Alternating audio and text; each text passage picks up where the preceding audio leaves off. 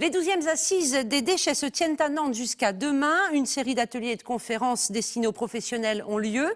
Un des thèmes abordés, c'est le recyclage et la revalorisation des déchets issus des chantiers. En Loire-Atlantique, il y a des entreprises qui innovent et qui expérimentent. Exemple au Célier avec ce reportage de Yannick Lenné. Dans cette entreprise, on creuse des tranchées pour les réseaux de gaz et d'électricité. Une activité qui génère des tonnes et des tonnes de gravats. Jusqu'à très récemment, ils étaient envoyés en décharge. Il y a 2 carrières chez qui on emmène nos déblais qui ont fini par se fermer. Du coup, sur la région nantaise, étant donné que ça s'amenuisait, il fallait trouver une solution.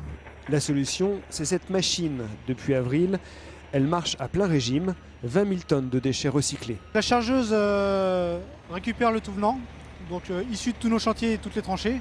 Elle les achemine donc dans une première machine qui permet de faire un tri. Donc tout ce qui est trop gros sort et tout ce qui est fin rentre dans la deuxième machine.